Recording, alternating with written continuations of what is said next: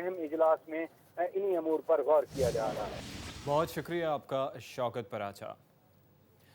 नाज़रीन, पाकिस्तान में media gate scandal ज़ेर बहस है। आजकल सहाफ़ी और बिलखुसूस मारूफ एंकर्स मौजूए बहस बने हुए हैं।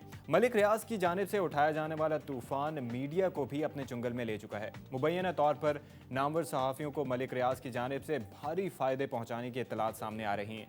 रेटिंग की इस दौड़ का सबसे ज़्यादा नुकसान आवाम ही उठा रहे हैं। हमारे साथ इस वक्त टेलीफोन लाइन पर मौजूद हैं सीनियर सहाफ़ी और तजियाकार आरिफ निज़ामी साहब। उनसे इस तमाम मामले पर गुफ्तगू करते हैं। निज़ामी साहब, बहुत शुक्रिया आपने हमें ज्वाइन किया। ये फरमाइएगा कि मीडिया से आवाम को बड़ी तवक्कुआत वाबस्ता थी। अब सहाफ़ी, नामवर एंकर्स और मीडिया हाउसेस इल्ज़ामात की जद में हैं। आवाम क्या करें?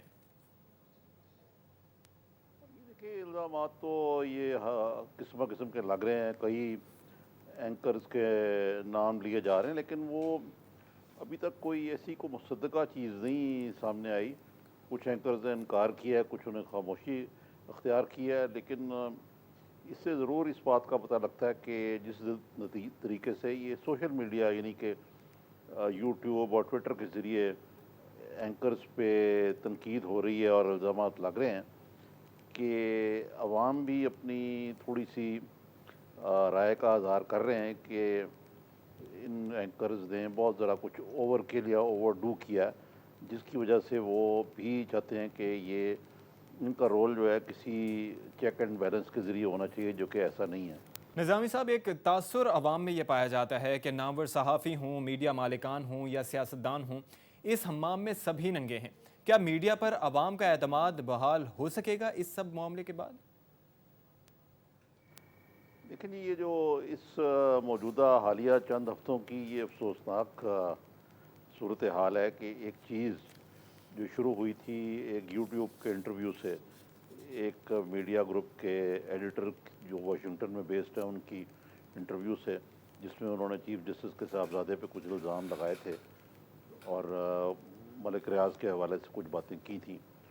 उससे जुडिशरी का और ख़ुद चीफ जस्टिस के ऊपर भी उन्होंने कुछ अटैक किए, जिससे ज़ाहिर है कि जुडिशरी की जो एक साख थी उसको नुकसान पहुंचा। दिलचस्प बात ये हुई है कि उसी लपेट में मीडिया भी आ गया, और वो भी आप देखें ये जो जिस चैनल पे कल मलिक रियाज साहब का इंटरव्यू परसों नशर हुआ और कल उसका जो एक ऑफ द रिकॉर्ड पोर्शन था, यानी कि जो इंटरवल के दौरान चीज़ें थी, वो भी यूट्यूब पे आ गई। तो ये सोशल मीडिया ने ख़ासा एक तरीके से एक्सपोज किया है। लेकिन इसमें सितम ज़रीफ़ ये है कि जो पोस्ट अच्छा मुशर्रफ जो निज़ामी जमहूरी साहब, फरमाइएगा कि जिस तरह से शुरू में मैंने जिक्र किया कि मलिक रियाज की जानिब से सुप्रीम कोर्ट के खिलाफ उठाया गया तूफ़ान अब मीडिया को भी अपनी लपेट में ले चुका है और इसे नाम दिया जा रहा है मीडिया गेट का। सुप्रीम कोर्ट ने भी इस मामले का नोटिस लिया है निजी टीवी चैनल के खिलाफ। अब इस मामले पर आपका क्या मौक़िफ़ है, क्या होने जा रहा है? जी, ये सुप्रीम कोर्ट ने बाद खराबी बसियार ये नोटिस लिया है, लेकिन आप देखें कि खुद एक ज़माने में सुप्रीम कोर्ट की कवरेज जो है वो बड़ा मुश्किल काम होता था मीडिया के लिए। अब तो आपको पता है कि वहाँ पे हालांकि मोबाइल फ़ोन कानूनी तौर पे बंद हैं, लेकिन फाजिल जज हजरात जो हैं ख़ुद इस इल्लत को टॉलरेट करते हैं। वो आपको मालूम है कि सब चैनल जो हैं वहाँ से बीपर कर रहे होते हैं, एक बीपर कल्चर बन गया।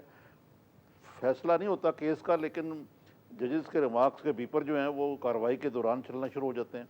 तो फिर ख़ुद ही अगर आपने मीडिया को ये लैक्सिटी दी है, उसके बाद मीडिया में क्रिटिसिज्म भी आता रहा है बहुत ज़्यादा, कोर्ट्स पे उसका नोटिस नहीं लिया गया।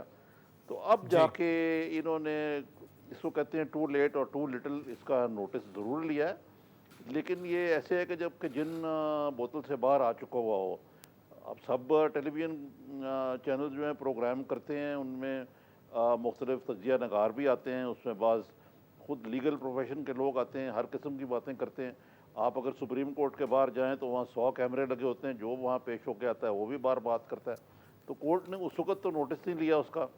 अब जाके ये इस मामले में कोई थोड़ी सी आज जो जजेस का एक फुल कोर्ट इजलास हुआ है उसके अंदर ये ऐसा हुआ है। बहुत बहुत शुक्रिया आपका आरिफ निज़ामी साहब आज न्यूज़ से गुफ्तगू करने के लिए।